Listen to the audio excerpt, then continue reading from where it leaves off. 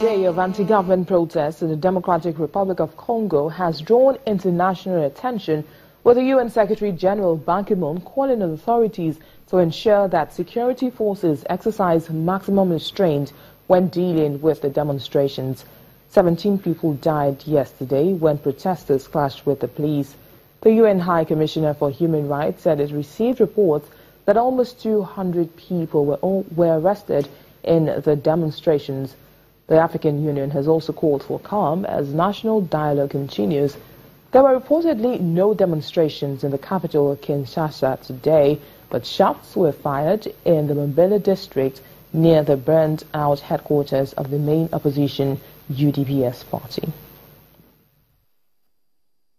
The VOA's William Cowles is in the DRC, where he joins us now. Thanks for joining us, William. Thank you for having me. What's the current situation in the DRC? Well, we're in the second day of a period of confusion, chaos, and violence. Although now there is a sort of a tense calm has been restored to the streets of Kinshasa.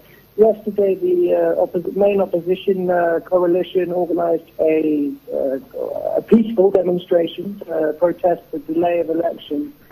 But by 7:30 a.m. yesterday morning, that had already descended into clashes between the police and the protesters. There were tear gas, burning tyres, burning cars.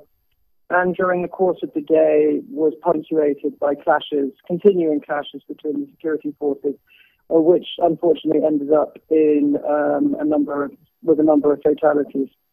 And of course, last night, various opposition headquarters were burned down, and the violence continued to this morning. Is it true that there are discussions going on now on a national level concerning the political crisis?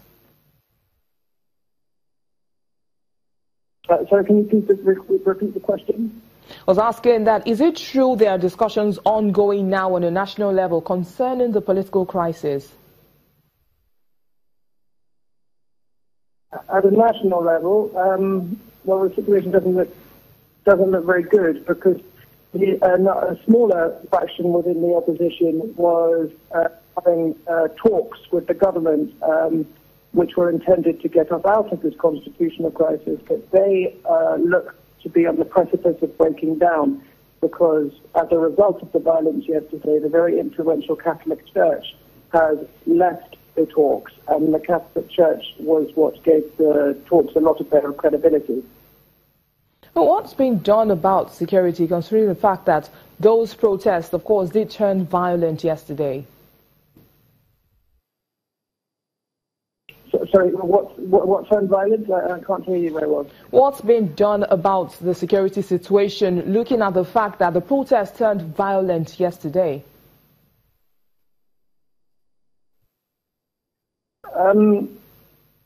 So did you ask why did the situation turn violent yesterday? I'm talking about the situation, the security situation. What's been done?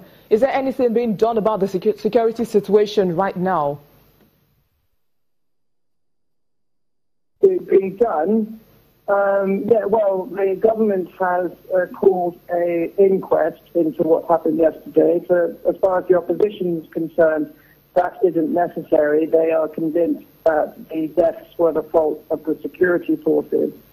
But the government say that it was the fault of thugs and insurrectionists within the ranks of the opposition, and are at this point refusing to take responsibility. All right. Thank you very much, William, for that update there. And that's where we leave it at Network Africa today. Thank you so much for watching. I am VC Adebayo.